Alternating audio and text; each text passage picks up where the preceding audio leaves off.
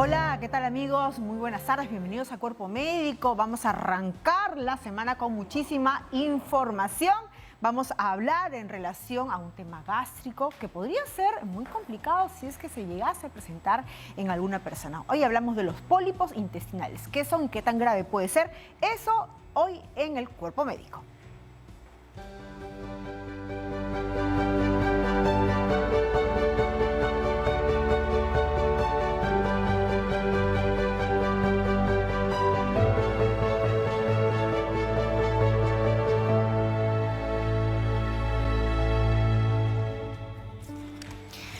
Muy bien, bienvenidos. Hoy en Cuerpo Médico vamos a aprender qué cosas son los pólipos y, en precisión, qué son los pólipos intestinales, qué tan peligrosos podrían llegar a ser y si es que todos llegan a desarrollarse como un cáncer. Eso lo vamos a desarrollar hoy con nuestros especialistas, quienes van a absolver todas sus consultas. Les doy rápidamente los teléfonos para que usted pueda hacer su pregunta directamente a nuestros especialistas. Va a aparecer en la parte inferior de la pantalla los números. En cualquier momento ya está 619-0774, 619-0776 y 619-0777. También tenemos un teléfono donde hemos bajado el WhatsApp. También puede mandarnos por ahí su consulta a través de un audio que sea cortito y breve, por favor. Y también, si no quiere llamar, puede escribir su consulta a través de las redes sociales. Ya está apareciendo en la parte inferior de la pantalla 3 redes que tenemos habilitadas. Usted nos puede seguir también por ahí y mandar sus consultas. Antes de entrar a aprender más sobre los pólipos intestinales, vamos a hablar y referirnos a estas cifras que se han dado a conocer y este análisis que se están haciendo de los datos en relación a, no vamos a decir que se ha producido un descenso en la cifra de contagios, pero sí una leve, alto en la cifra y en la curva recta hacia arriba de los contagios que se están dando en nuestro país. Estas cifras o este índice que se ha dado a conocer no nos debe llamar o llevar a sentir que estamos triunfando, lamentablemente aún, contra este virus. Pero sí debemos llevarnos a pensar que son cifras bastante alentadoras. Cifras alentadoras porque se está haciendo cosas interesantes. La gente al parecer está tomando la precaución debida, está siendo cada vez más prudente y eso se demuestra porque hay este alto en la cifra de contagios. Este repunte, ¿no?, que estaba ahí, no es que esté descendiendo, pero es que se está viendo una leve mejoría. Pero para entender muy bien qué es lo que se está haciendo y cuáles son las recomendaciones que aún debemos de mantener, estamos con el doctor Juan José Montenegro Hidrogo. Él es médico infectólogo del Hospital Nacional 2 de Mayo. Doctor Montenegro, bienvenido a Cuerpo Médico. Y en principio son cifras... ¿Cómo está, doctor Montenegro? Son cifras que nos tienen que llamar la atención porque son alentadoras, ¿no? Veníamos de tener semanas en las cuales este pico, ¿no?, ya no era una curva, sino prácticamente se había disparado a lo alto. Y digamos que hay no un descenso, pero se ha parado. ¿Qué se están haciendo las cosas bien? ¿Esto es lo que significa? En realidad es muy pronto para hablar que todo esto se deba a lo que es la implicancia de la vacunación, porque recordar que recién hemos empezado, si bien es algo que es bien plausible, ¿no?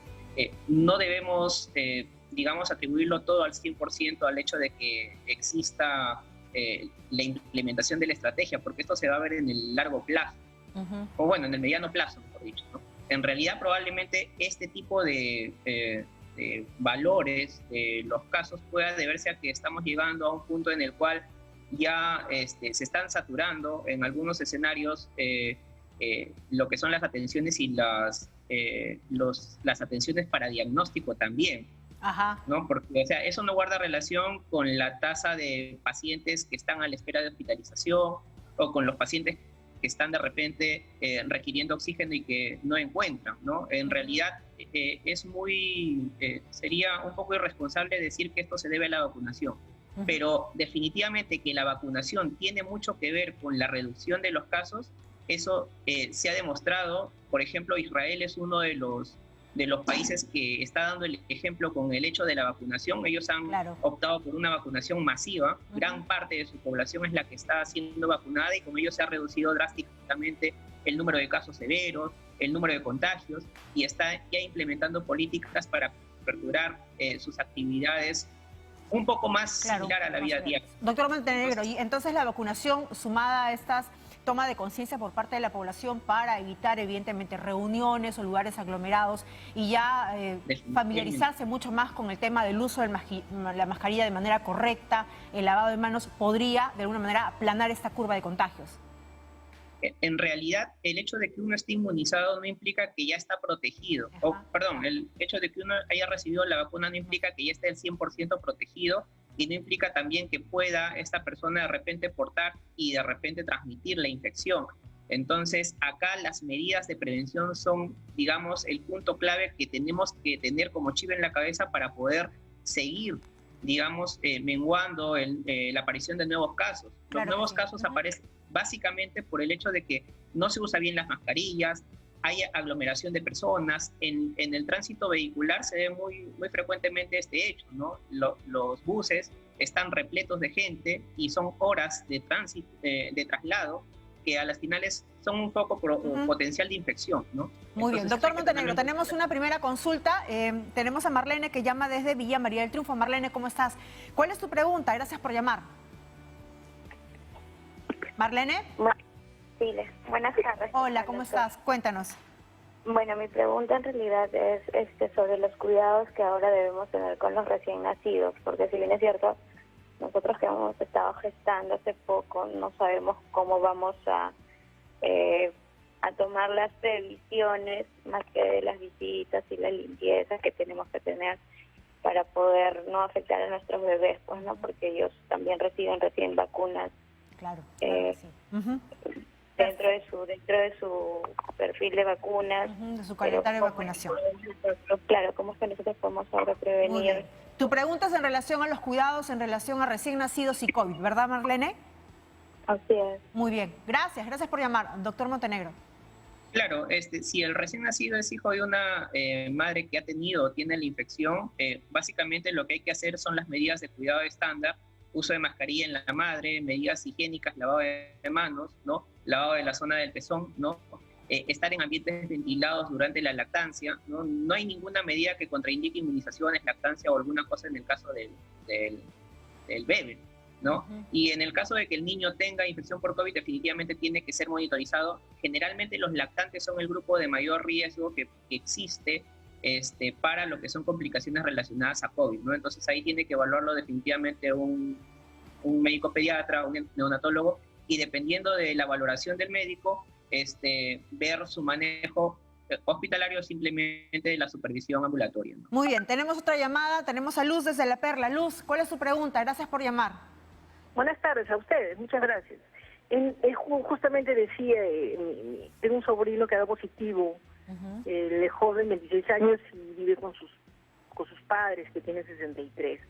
O sea, mi pregunta es, en sí, él, aparte de los 14 días que va a estar encerrado, ¿cuál sería las medicinas que le debería de tomar?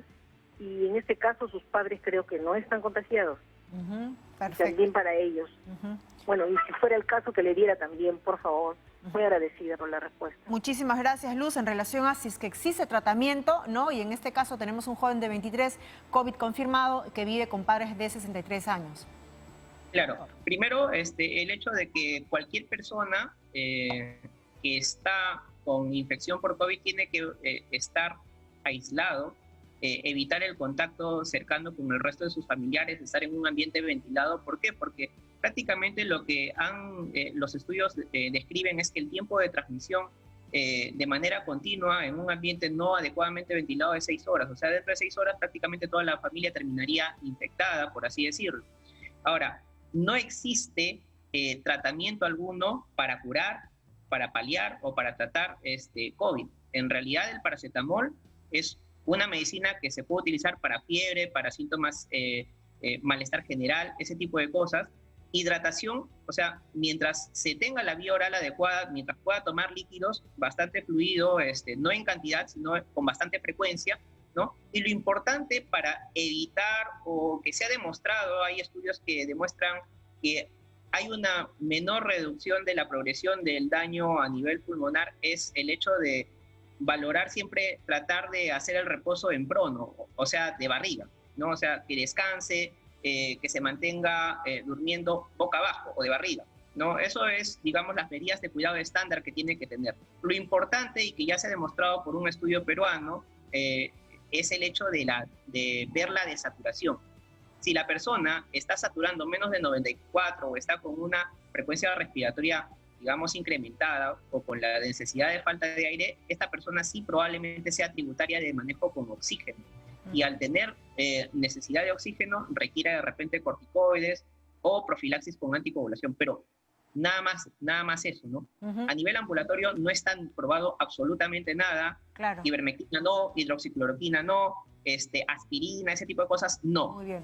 Solamente sintomáticos y valorar la saturación. Y si la saturación cae, debe acudir a un lugar donde le brinden oxigenoterapia. Doctor Montenegro, entonces para que quede clarísimo, no hay tratamiento, no hay cura, no hay medicamento preventivo que vaya pues ir en contra de COVID.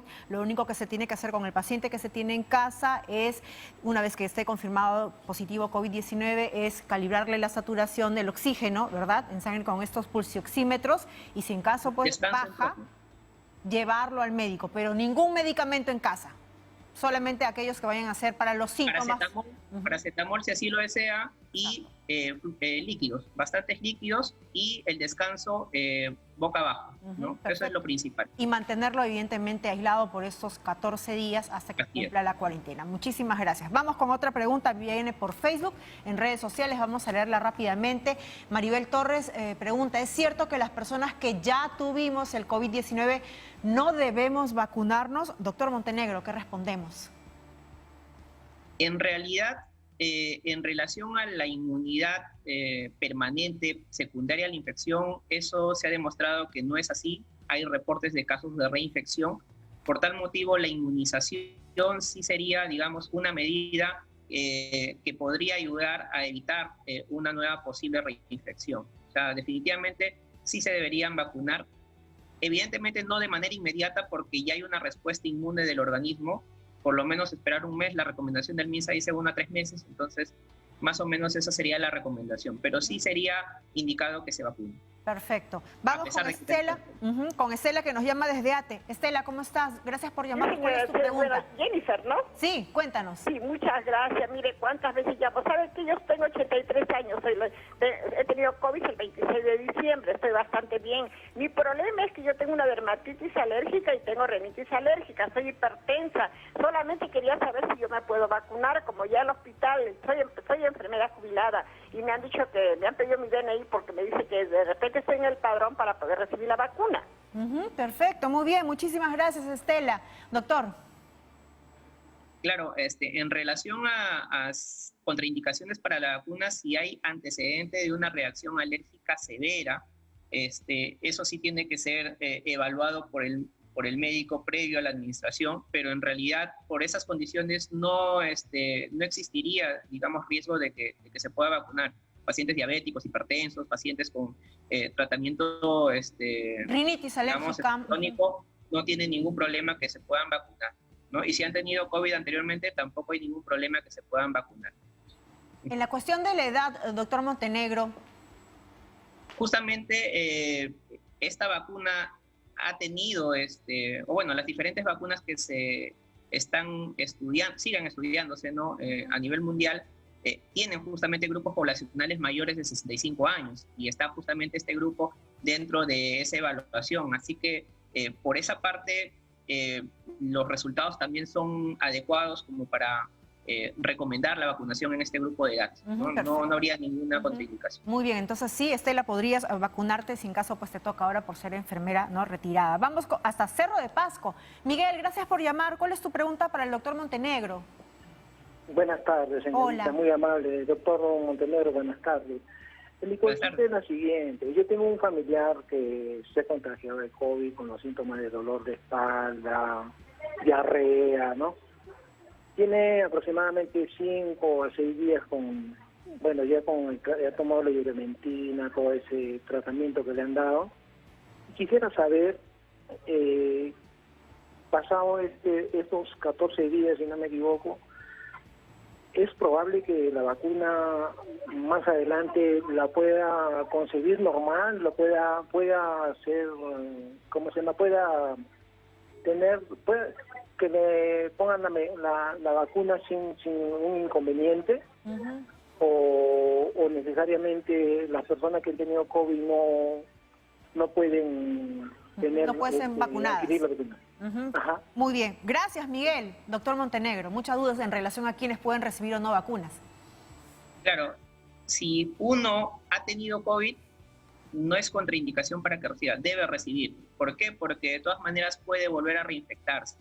La inmunización justamente tiene ese objetivo, ¿no? Lograr niveles de anticuerpos neutralizantes. Los anticuerpos neutralizantes no se miden en una prueba rápida o en una prueba de anticuerpos serológicos, ¿no? Y son anticuerpos que tienen que se espera se mantengan por un periodo prolongado de tiempo, y a nivel poblacional va a permitir de que se evite la tasa de transmisión, porque existen estos anticuerpos que protegen a la persona ya vacunada, ¿no? Es más, doctor Montenegro, hay que añadir también de que lo que se busca con la eficacia de la aplicación de la vacuna es que más del 85% esté vacunado para recién poder protegernos todos. Es decir, en algún momento soltar el uso incluso hasta de la mascarilla, el tema de la distancia y salir de estos confinamientos. En realidad la vacunación no tiene una finalidad personal en sí, ahorita, ¿no? El objetivo de la vacunación tiene una finalidad a nivel poblacional. O sea, yo me voy a proteger si es que toda mi población está protegida. Exacto. ¿No? A pesar de ello, todavía siguen los estudios, o sea, a pesar de que hay autorización de emergencia de uso de vacunas, todavía siguen los estudios de seguimiento para evaluar cuánto es la persistencia de este efecto inmunológico de las vacunas, ¿no? Entonces no podemos tampoco cantar victoria de que definitivamente ya estamos totalmente protegidos y no nos va a volver a pasar nada. Tienen que mantenerse las medidas de protección estándar.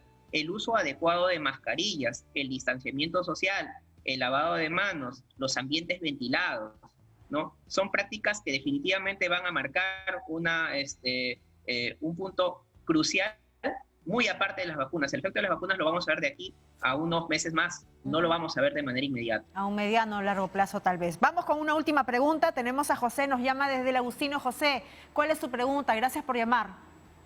Muchas gracias a usted, señorita. Un saludo también para el doctor. Es cuestión del oxímetro. Yo tengo mi mamita de 83 años, vivo con ella, siempre la cuido, le mido y tengo una duda sobre el oxímetro. Cuando le pongo el oxímetro en el dedo, mayormente marca 97, pero a los 20 segundos comienza a bajar 96, 95, y también después a los 20 segundos sube a 96 y otra vez llega a 97. Quisiera saber si es normal o... porque siempre pasa eso. José, ¿tu mami tiene COVID? No. No tiene COVID. Se lo estás colocando como si fuese un termómetro todos los días para mí.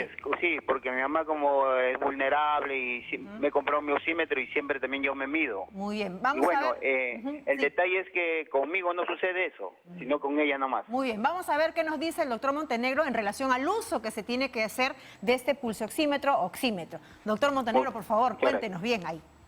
Claro, recordar que las variables o los signos vitales o las variables fisiológicas no permanecen en un estado constante o lineal, sino es una variabilidad dentro de rangos específicos. Entonces, el pulsoxímetro lo que hace es detectar bajo ciertos mecanismos lo que es la percepción de la sangre periférica. Entonces, al pasar eso, lo que va a haber son variabilidades. En algunas personas, de repente, esas variabilidades no se presentan, en otras sí. Entonces, lo que tenemos que esperar es que marque de manera constante un valor específico, y ese es el que va a ser considerado. No necesariamente el primer valor que marca, porque, por ejemplo, uno a veces se preocupa y de frente le pone el pulsoxímetro y satura 85, pero espera 10 segundos y a las finales termina saturando 96, 97, ¿no? Y se mantiene en ese rango. Entonces, ese es el valor real. El otro valor de repente fue un valor que estaba buscando, intentando censar el instrumento. Claro. Entonces, la forma de utilizar el pulsoxímetro es esperando un momento y viendo los valores de manera constante. Doctor Montenegro, para que quede claro, el uso del pulsoxímetro es recomendable solamente en caso la persona, el paciente, haya sido diagnosticado con COVID-19 positivo. Para ahí hacer el tema de la saturación del oxígeno en la sangre. ¿Esto es así? ¿O es que si es que no está diagnosticado, uno puede estar colocándose para ir viendo cómo va pues la oxigenación en sangre? Bueno, en realidad no le podría decir a ciencia cierta si es que todo paciente va a comportarse o no como un cuadro típico de COVID. Eso sería mentir, ¿no? En realidad no está mal el hecho de que uno esté de repente valorando ello, porque hay muchas personas que están en riesgo y que están saliendo, y que es una persona de alto riesgo que está compartiendo con otras personas que están saliendo a trabajar o qué sé yo. Lo que sí es bueno de repente saturar para tener una medición basal, saber cuánto mide, y de repente no saturarlo de manera constante, pero sí cada cierto tiempo valorando si es que en realidad hay una sensación de falta de aire o algo por el estilo. Claro, o sea, solo si en caso la persona tenga algunos síntomas como falta de aire, ahí sí utilizarlo, ¿no? Ir midiendo, sacando el promedio, si en caso se presenta un descenso o un incremento. Solo ahí. Exacto. Recordar que no todos los casos cursan de forma sintomática. Muchas veces esta desoxigenación o esta desaturación suele ser silente. O sea, no hay síntomas. Y ya se presenta una desaturación marcada cuando ya los síntomas son demasiado manifiestos y dijeron, ¿qué pasó? Porque el día de ayer no estaba así, ¿no? Claro. Entonces, no estaría mal si es que una persona está con alguna sospecha de algún contacto, sí puede de repente monitorizársele, viendo si es que hubiera algún tipo de presentación de esta... En todo caso, si esta persona tuvo contacto con alguna persona que salió pues de la casa, ¿no? Pero si está, ¿no?, siempre bien resguardada en casa, pero si no habría la necesidad. No habría la necesidad. Muy bien, doctor Montenegro. Agradecemos pues al doctor Juan José Montenegro Hidrogo, médico infectólogo del Hospital Nacional 2 de Mayo, quien el día de hoy nos acompañó para responder todas las consultas en relación al COVID-19, que como sabemos pues continúa azotando a nuestro país y también al mundo entero. Vamos a terminar justo esta parte del programa viendo un video sobre las recomendaciones que aún tenemos que seguir manteniendo al margen de que ya hay personas en nuestro país que se estén vacunando. Vamos con este informe.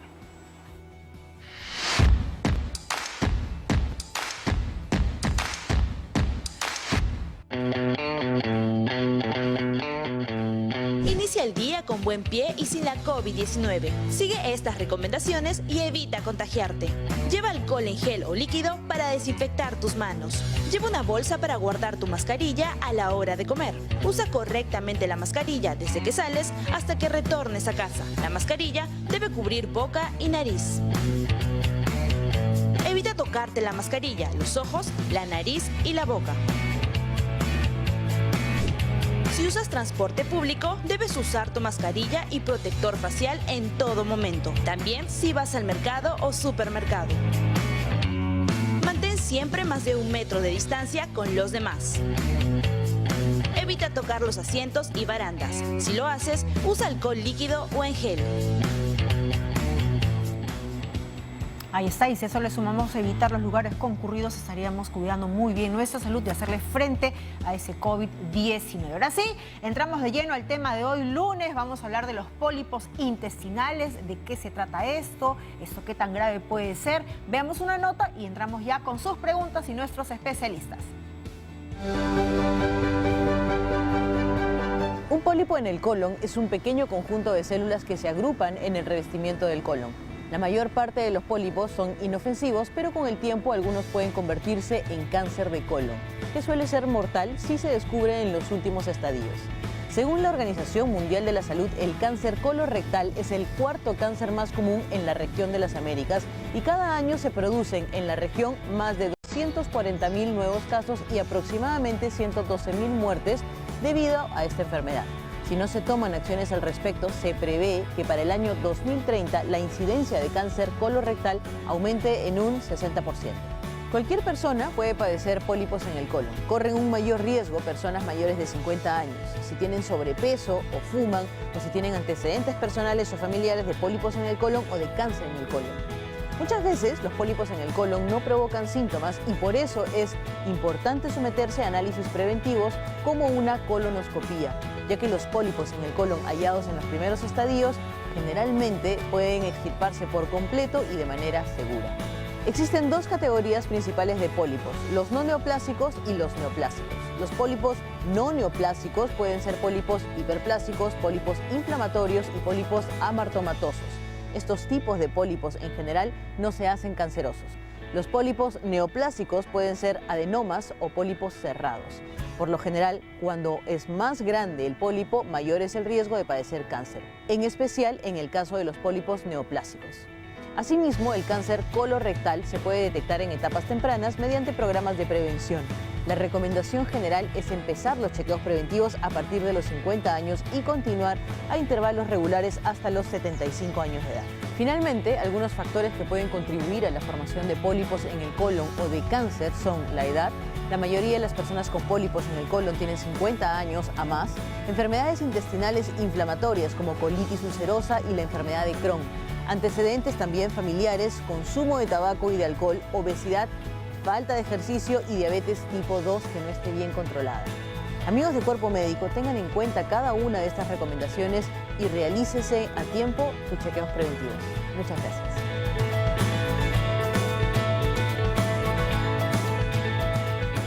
Ahí está, pues que me late que vamos a regresar hoy día nuevamente a la tríada de la prevención, buena alimentación y ejercicios. Vamos rápidamente a presentar a los especialistas que el día de hoy van a absolver todas sus consultas. Estamos con la doctora Karina Guamán Condori. Ella es médico gastroenteróloga del Hospital Nacional Arzobispo Loaiza. Y también estamos con el doctor Gino Aliaga Purizaca, médico asistente del Servicio de Gastroenterología del Hospital Nacional 2 de Mayo y de la Clínica Centenario Peruana Japonesa. Tenemos ya una primera pregunta, tenemos a Hilda, nos llama desde La Perla. Hilda, ¿cómo estás? El doctor Aliaga te escucha. ¿Cuál es tu pregunta? Hola, buenas tardes. Mi consulta es de que hace 18 años yo tengo los pólipos en el colon. Periódicamente se me estaba haciendo los exámenes de colonoscopía, inicialmente cada 2 años. Después, por mi decisión, por mi responsabilidad, decidí cada 5 años.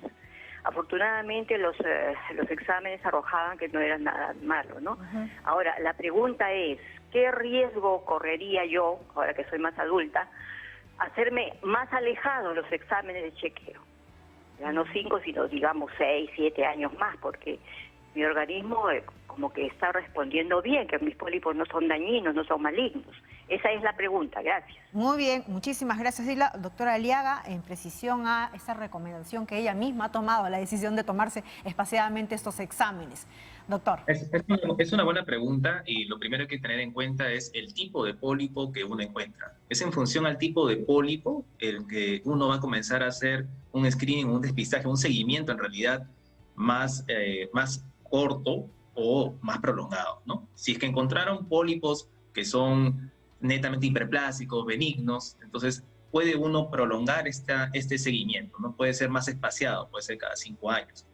Pero sin embargo, si uno encuentra pólipos que son de otra naturaleza, que puedan ser premalignos, ¿no? Porque ya tienen algún cambio, que son adenomas, que tienen displasia, que hay cambios que nos hagan predecir de que esos pólipos se pueden ir hacia, de repente, hace unos años, que uno no sabe en cuántos años, podrían irse hacia un cáncer de colon. Entonces, es ahí que uno hace un seguimiento mucho más estrecho, mucho más corto. Entonces, la respuesta es, en realidad, para yo poder hacer un seguimiento, depende. ¿De qué depende? Depende, uno, de la edad, depende mucho del tipo de pólipo que he encontrado, ¿no? Para el antecedente familiar, el antecedente de la enfermedad de fondo que pueda tener la paciente, para yo poder decidir cada cuánto tiempo voy a hacer una colonoscopía de seguimiento. Ahora, doctora Aliaga, pero en todo caso, quien determina el tiempo o el periodo en el cual se va a hacer este paciente, en este caso, ¿no? Nuestra amiga Hilda, ese examen es su médico tratante, el gastroenterólogo, no es ella misma, no es el paciente. Exacto, exactamente. La función del médico no solamente es tratar, sino también educar al paciente, ¿no? Y hay que hacer un adecuado seguimiento, sobre todo si es que hemos encontrado pólipos que tengan una predisposición hacia ir hacia una patología más grave, que es el cáncer de colon. Porque finalmente la finalidad de la colonoscopía es encontrar justamente estos pólipos, que son lesiones tempranas, que nosotros podemos sacarlas a tiempo para que evitemos el cáncer de colon. Exacto, muy bien. Muchísimas gracias, doctora Aliaga. En todo caso, a Hilda hay que recomendarle pues, que vaya a su médico tratante, que converse con él, que le haga conocer todas esas inquietudes que tiene y que le haga el seguimiento, su médico tratante, para que vea cada cuánto va a tener que hacerse este examen. Vamos a hacer una pausa, ¿qué les parece? Recuerden, estamos aprendiendo hoy día más, todos juntos, en relación a los pólipos intestinales. Estamos resolviendo todas sus consultas los especialistas, así que regresamos con más de sus preguntas.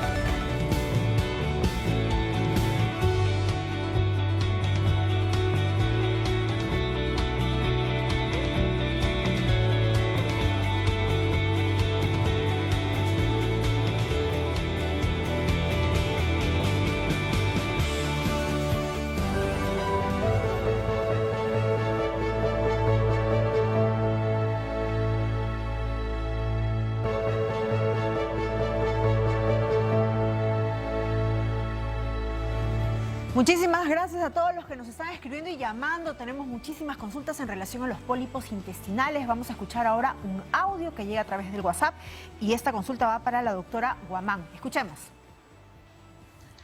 Buenos días, mi nombre es Noelia y llamo de la ciudad de Arequipa. Mi pregunta es la siguiente: ¿es hereditario los pólipos intestinales? ¿Qué es lo que causa la formación de estos pólipos? Y si se remueve, ¿significa que estoy curado o puede volver a aparecer? Gracias por su respuesta. Saludos desde Arequipa. Muy bien, muchísimas gracias pues, a toda la Arequipa que nos están llamando. Doctora Guamán. Buenas tardes. Hola. ¿Cómo está? Bueno, para responder la pregunta, en realidad la generación o la aparición de los pólipos va a depender de varios factores. Existen dos grupos principales. La susceptibilidad genética que puede generar en el paciente que pueda desarrollar pólipos si tiene familiares de primero, segundo o hasta tercer grado con pólipos o cáncer colorectal, además de mutaciones que pueden determinarse de acuerdo a esa susceptibilidad genética. Y segundo están los factores ambientales. Los factores ambientales pueden ir desde el tabaco, la obesidad, la falta de ingesta de fibra en la dieta, la falta de calcio de ingesta en la dieta, o inclusive el exceso de consumo de carnes rojas. Entonces, en realidad es una suma de factores. Ahora, cuando a un paciente se le ha detectado un pólipo, idealmente hay que extraerlo. Si no es completa, el riesgo de ese pólipo de volver a volver a aparecer, pues desaparece. Sin embargo, si es que hay una susceptibilidad genética y factores ambientales, el paciente puede volver a desarrollar pólipos en otras zonas, o inclusive si la resección no ha sido completa, puede volver a aparecer una recidiva en la misma zona de la resección. Doctora Guamán, por eso es que cuando a uno le extirpan un pólipo intestinal, tiene que seguir teniendo esos chequeos periódicos, su colonoscopía, imaginamos. Así es, porque depende de factores, como lo dijo el doctor Aliaga, de el número de pólipos, el tipo de pólipos, sí, como les mencionaba, si la resección ha sido o no completa, ¿no? Y de eso va a determinar el médico tratante en cuanto tiene que hacerse el seguimiento, además de esos factores. Tomando en cuenta eso, ¿no? Si tiene factores de riesgo, con mayor razón hacerse esos exámenes periódicamente. Vamos rápidamente hasta La Molina. José, gracias por llamar. ¿Cuál es tu pregunta para el doctor Aliaga? Buenas tardes y gracias por la atención. Hace una semana aproximadamente tengo unos dolores abdominales en la parte derecha debajo del hígado, y esta se extiende hacia atrás, en la parte posterior que va a los riñones, ¿verdad? Y entonces estos dolores no me fastidian un poco. No tengo fiebre, ni tengo náuseas, vómitos, el apetito es normal. Además, en el año 2019 me estuve internado y me diagnosticaron TBC en el intestino delgado, en el estómago y en los pulmones. Gracias a Dios lo superé, pero después que me dieron de alta, fue en enero, a finales de enero de 2020, me hicieron varios exámenes posteriores, ¿no? Pero llegó la pandemia y ya no he tenido, digamos, exámenes porque no se pueden realizar en este momento, ¿no? Y quisiera saber si estos dolores tienen alguna relación sobre pólipos intestinales. ¿Qué edad tienes, José? Tengo 57 años, peso 59 kilos 300 y mido 1,62 m. Vamos a ver, quédate un ratito, José, a ver si el doctor Aliaga tiene alguna preguntita adicional que hacerte para darte una orientación. Doctor. Gracias. Vale. ¿Cómo está, señor? Buenas tardes. En primer lugar, lo que hay que tener en cuenta es que los pólipos, en realidad, los pólipos no dan mayor síntoma. Generalmente son asintomáticos, la mayoría, ¿no? Que a lo mucho podrían darte de repente un sangrado, podría ser causa de sangrado, pero generalmente la mayoría de ellos son de tipo asintomático, ¿ya? Eso es en primer lugar. En segundo lugar, bueno, tú has tenido pues una patología que es una tuberculosis y obviamente el problema es el manejo de fondo, ¿no? Y esto, lo primero que tienes que entender es que esto no es un causal ni de pólipos, o sea, no te va a causar pólipos, ¿no? Lo que sí tienes que comprender es de que actualmente, por la pandemia, existe otra enfermedad, que es la que muchas veces simula estos dolores abdominales, que es el síndrome de intestino irritable, ¿no? Que es el dolor abdominal asociado a cambios del hábito defecatorio.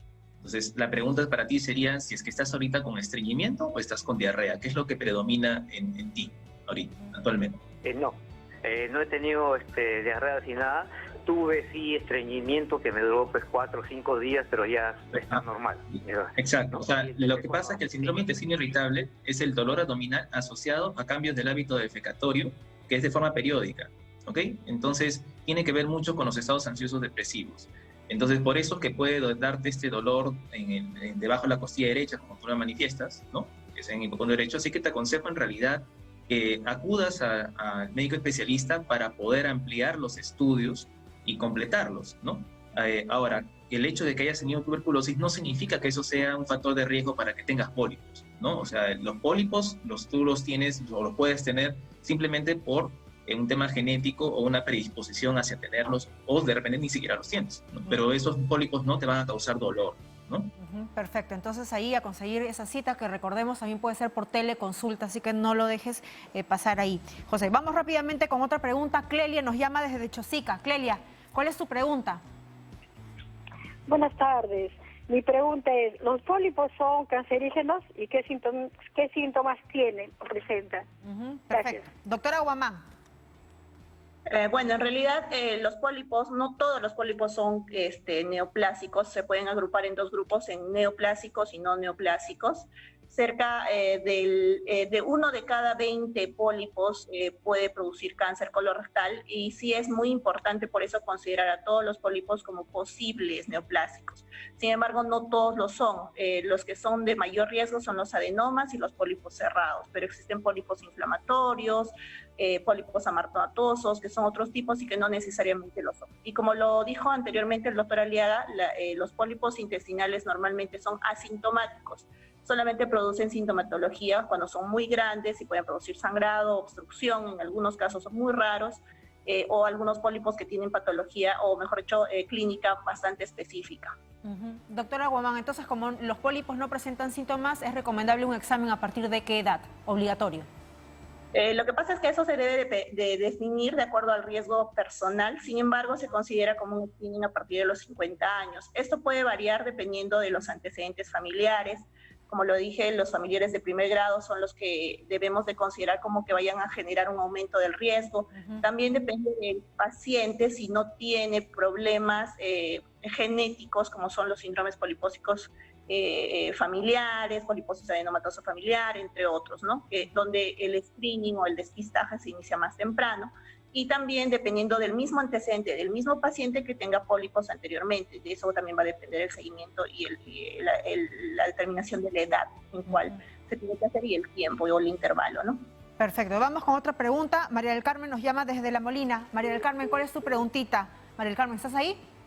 Hemos perdido ahí el contacto, creo. Vamos con otra consulta, si no, rápidamente. Vamos a leer el Facebook, también llegan la consulta, ya está. El WhatsApp nos llega una pregunta de Sofía Quispe, dice: me operaron hace un año de un pólipo en el colon y en la actualidad sigo teniendo ciertas anomalías, dice ella, estreñimiento, escozores, ventosidades y obturación. ¿Esto es normal? Pregunta Sofía, doctora Aliaga.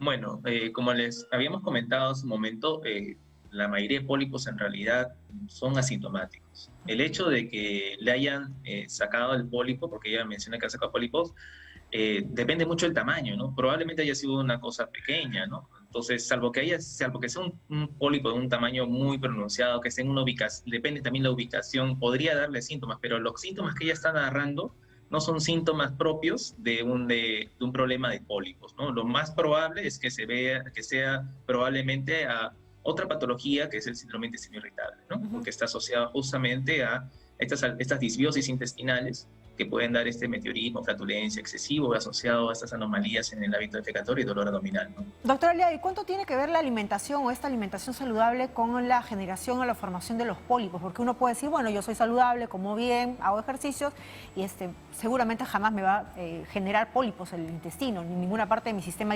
digestivo. Es que, claro, o sea, lo que aquí se propone y se postula es de que el estilo de vida saludable es sumamente importante, ¿no? El hecho de comer abundante fibra,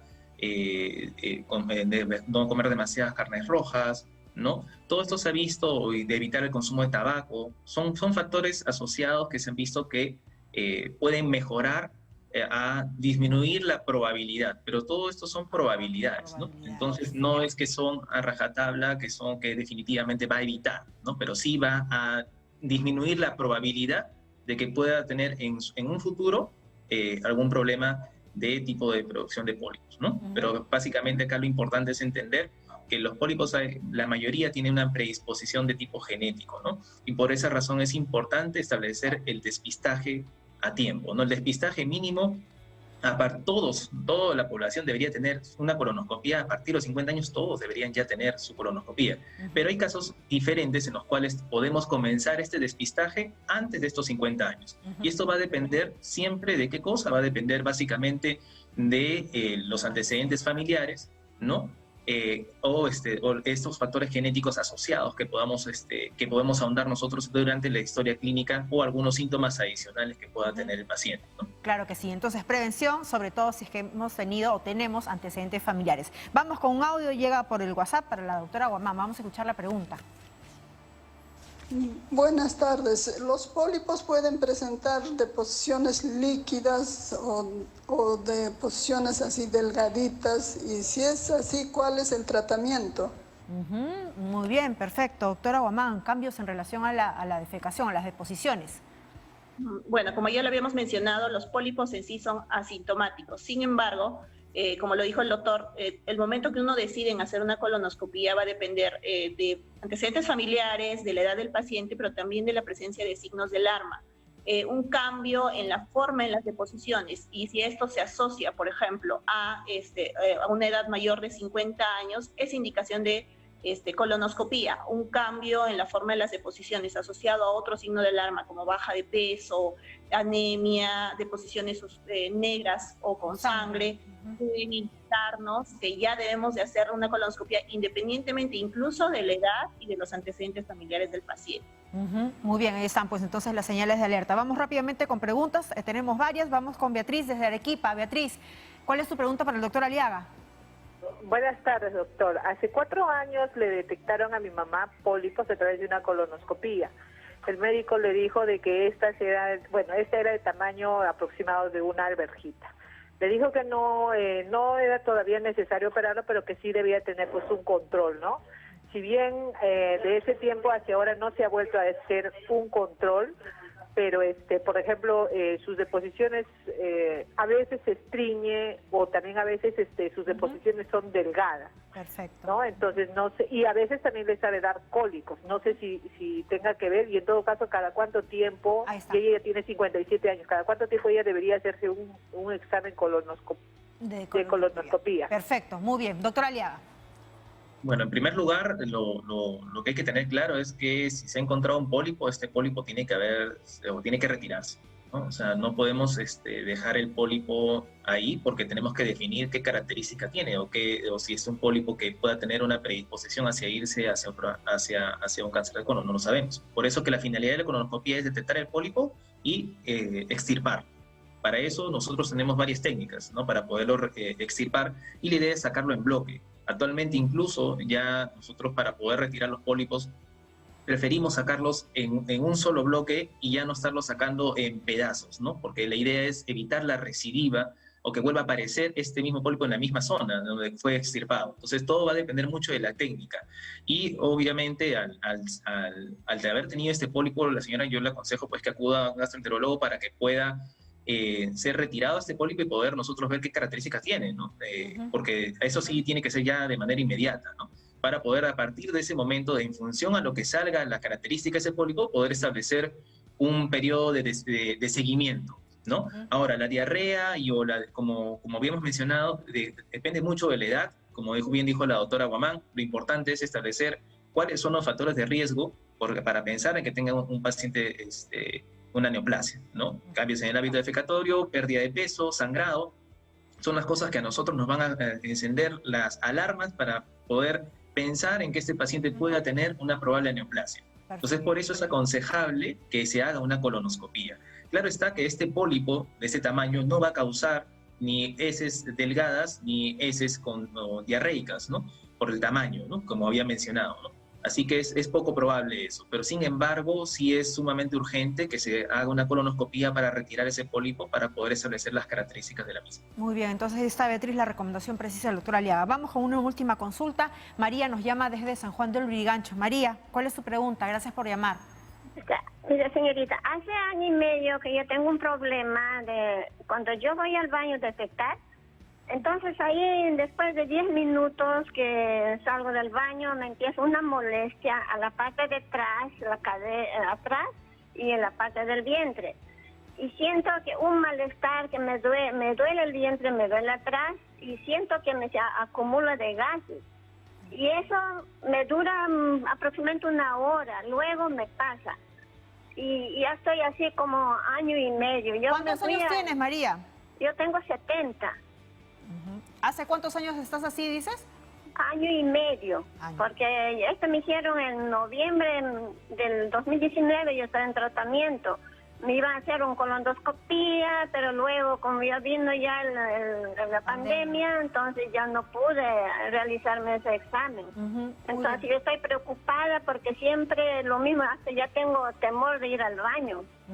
Ya, María, muchísimas gracias por llamarnos y la confianza. Quédate ahí a ver si es que la doctora tiene alguna preguntita adicional que hacerte. Bueno, en realidad, si es que ya la molestia tiene tanto tiempo y solamente inclusive por el factor de edad ella tiene indicación de una colonoscopía, probablemente las molestias se relacionen a algún problema o una patología anorrectal asociado o no, por ejemplo, podría ser a un síndrome de intestino irritable, pero por la edad tiene indicación de una colonoscopía. No necesariamente un pólipo va a generar esas molestias, ojo, pero una evaluación por colonoscopía. Doctora Guamán, entonces para que quede bien clarito, ella tendría que ir al médico para hacerse ver esa molestia que seguramente está más concentrada en la parte de atrás, colonorrectal nos dice, ¿verdad? Sí, muy bien. Una patología anorrectal. Muy bien. María, por favor, no dejes de ir al médico, ¿no? Si eres asegurada de salud, puedes sacar incluso una cita a través de telecitas. Va a aparecer seguramente en la parte inferior en cualquier momento esos números para que tú puedas sacar una cita de teleconsulta para poder llegar hasta el médico. Y si eres del MINSA o si no tienes seguro de salud también, por favor, no dejes de lado esas molestias. Ya tiene 1 año esa incomodidad. Vamos a ir cerrando el tema de hoy, pólipos intestinales, y le vamos a pedir a nuestros especialistas que nos den recomendaciones finales. Empezamos con el doctor Aliaga. Doctor Aliaga. Bueno, como recomendación general, básicamente acudir siempre a sus despistajes, no tener miedo a la colonoscopía, porque eso es uno de los problemas fundamentales, ¿no? No tener miedo a empezar la colonoscopía, sí, a todo paciente mayor de 50 años debe contar con una colonoscopía, y si tiene antecedentes familiares de cáncer de colon, es importante acudir al especialista para poder establecer un programa de despistaje. ¿Ok? Sumamente importante tener una buena dieta, ¿no? Evitar el tabaco, evitar la obesidad, ¿no? Consumir bastante fibra. Eso es en cuanto a recomendaciones generales que deberíamos tener todos. Muy bien. Doctora Guamán, ¿qué podemos añadir a esas recomendaciones?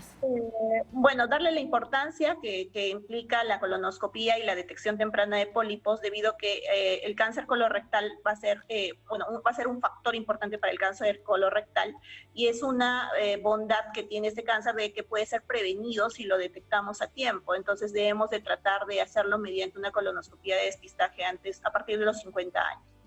Muy bien, muchísimas gracias. Agradecemos a la doctora Karina Guamán Condori y al doctor Gino Aliaga Puizaca, quienes fueron los especialistas que el día de hoy absolvieron todas sus consultas. Vamos a seguir hablando de estos temas en las próximas ediciones también de Cuerpo Médico. Ahora sí, hacemos una pausa. Y a propósito de lo que hablaban pues los médicos en relación a la alimentación, Sara Busabá, nuestra nutricionista, nos va a hablar sobre los tipos de fibra y cuáles son los beneficios de cada uno de ellos. Así que no se mueva, regresamos con Momentos de Nutrición.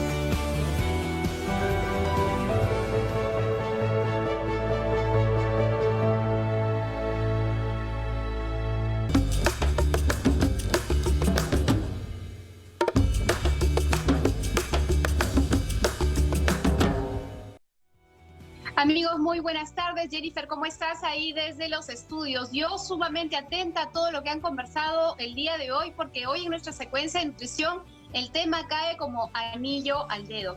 Vamos a hablar sobre la fibra, vamos a entender qué es esta fibra, porque es uno de los constituyentes del alimento que justamente va a cuidar nuestro colon en la medida que haya más fibra en nuestra dieta, nuestros intestinos estarán más saludables.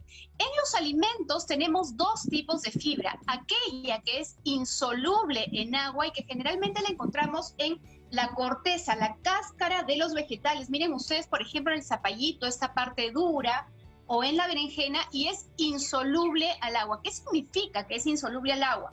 Para eso vamos a observar. Quiere decir que, por ejemplo, si esta fibra entra en contacto al agua, no le pasa absolutamente nada. Yo tengo acá una cascarita de tomate, por ejemplo, y vamos a sumergirla en el agua, y ustedes lo mismo pueden hacer en casa o incluso probarla en la boca y se van a dar cuenta que la cascarita puede estar ahí y no le pasa absolutamente nada.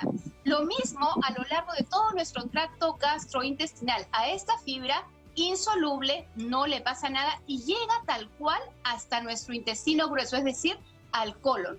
Y esto tiene un beneficio para nuestra salud. Al pasar así intacta, lo que hace es que ablanda la materia fecal, es decir, las heces, de tal manera que ayuda en la prevención del estreñimiento. Entonces, aquella persona que padece de estreñimiento tiene que tener vegetales de este tipo con cascarita. Las frutas como la manzana, la pera, el durazno también tienen toda esta corteza y nos beneficiamos de esa manera por esa fibra insoluble, cuidando el colon y evitando que tengamos estreñimiento. Pero tenemos otro segundo tipo de fibra, que es la fibra soluble, es decir, aquella que sí, efectivamente, cuando entra en contacto con el agua, se solubiliza y la vamos a encontrar, por ejemplo, en la pulpa de las frutas o también en semillas, como por ejemplo esta que es tan conocida, que es la chía. Y acá le meto mi manito para que ustedes vean la chía, que de hecho la conocen muy bien. ¿Y cómo es que se hace soluble en agua? Cuando ustedes colocan, por ejemplo, agua, y lo voy a hacer así de esta manera, empieza a hidratarse. Cuando ustedes se comen estas semillas o cualquier alimento rico en fibra soluble, ocurre esto, que se hidrata y empieza a formar como una suerte de gel. Y es más, le voy a mostrar qué tanto atrapa agua esta fibra insoluble. Miren ustedes, si ustedes alcanzan a ver, se forma como una suerte de gel. Y este gel es particularmente bueno para nuestra salud, porque en el camino, en este tracto digestivo, empieza a atrapar agua, pero cuando llega al estómago se infla y genera sensación de saciedad. Y eso es bueno para aquellas personas que, por ejemplo, tienen estas ansias por comer. Colocar semillas de chía en la dieta u otro alimento rico en fibra soluble y tomar además un poco de agua va a ayudar a tener mayor saciedad para aquellas personas incluso que tienen que perder peso.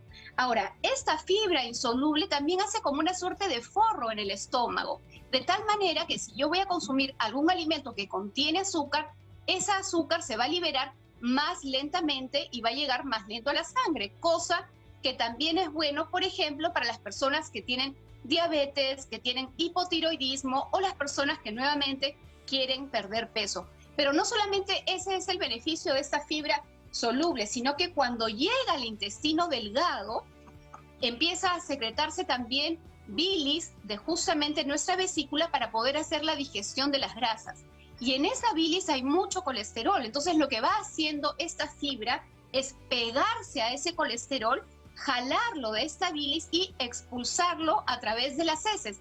De tal manera que cuando queremos formar más bilis, se va sacando de lo que hay circulando en sangre, reduciendo así los niveles de colesterol en la sangre. Por eso, aquellas personas que tienen problemas de colesterol, es importante que consuman alimentos que tienen fibra de este tipo, la fibra soluble. Y ahí tenemos ejemplo a la chía, tenemos a la linaza, tenemos a la avena también, que son excelentes y ustedes lo van a reconocer porque cada vez que ustedes preparen un alimento se va a soltar como una suerte de gel en el agua y eso significa que tiene fibra soluble. ¿Qué te parece, Jennifer? ¿Te sirve estos datos? Buenísimo, Sarita. Te contaré que yo tomo chía ¿no? de esa manera incluso todos los días. Y justamente eso iba mi pregunta. ¿Qué tan recomendable es no solamente tomar pues la chía con el agua diluida, dejarlo ahí reposar hasta que se haga esta especie de gel, ¿no? de masita, como una mazamorrita, sino también prepararla o de repente tomarla en otro tipo de preparados como, no lo sé, si le colocamos al yogurt o si le colocamos pues de repente si hacemos un queque o alguna otra preparación? ¿También se aprovecha así?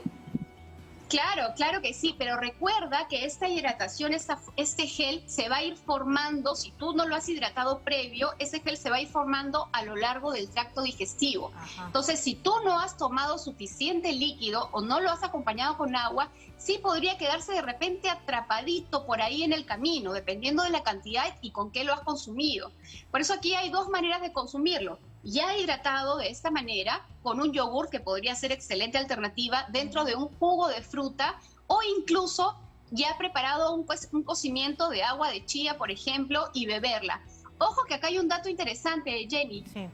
La gente toma chía indiscriminadamente muchas veces y se olvida que esto también contiene nutrientes y uno de ellos son los aceites, de tal manera que la chía también aporta calorías. Ajá. Y no son poquitas, así que mucho cuidado con la cantidad también. ¿Cuánto es lo recomendable diariamente, Sara? Una cucharada diluida en 1 o 2 vasos con agua es una cantidad más que suficiente, ¿no? Incluso podríamos diluirla hasta en 1 litro de agua y tenerla como agua de tiempo a lo largo del día. Esa sería una mejor dilución. Una cucharada en 1 litro de agua. Y al momento de tomarla, evidentemente moverla bien, ¿no? Para poder incluso hacer, ¿no? El poder tragar incluso esas pepitas, ¿no? Ahora, ¿y qué ocurre con la granadilla, Sara? Bueno, la granadilla es muy distinta. Esa forma de gel que tiene no es un gel verdaderamente, no necesariamente es una concentración de fibra soluble.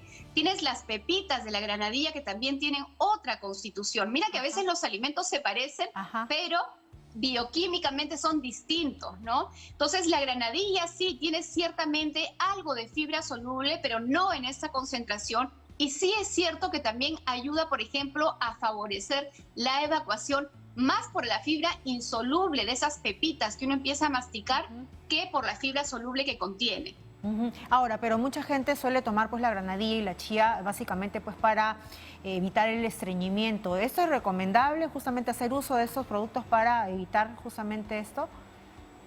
Sí, es recomendable utilizarlo, pero antes de llegar a buscar alimentos que tienen este efecto laxante, suave, natural, que lo tienen muchos alimentos, tenemos que mirar qué está pasando en nuestro cuerpo. ¿Por qué me estoy estreñiendo?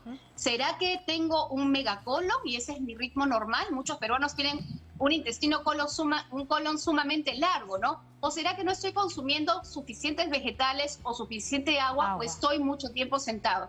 Luego de corregir eso, ya podemos pensar en alimentos como la chía o la granadilla. Perfecto. Muchísimas gracias, Sarita Busabán, nuestra nutricionista. Va a estar como siempre el día de mañana también con un tema muy interesante. Y también les voy adelantando que el día de mañana vamos a hablar sobre las caries dentales en los niños. Así que atención, papá, mamá o cualquiera que tenga pues niños en casa. Mañana tenemos un tema muy interesante de salud bucal para todos los niños. Recuerde que Cuerpo Médico va de 2 a 3 de la tarde en vivo para que usted pueda hacer sus preguntas directamente a los especialistas. Y puede volver a ver el programa de hoy a las 10 de la noche. Mañana los esperamos, cuídese y me voy yo colocándome mi mascarilla como usted tiene que hacer solo si es que sale de casa. Chao, cuídese.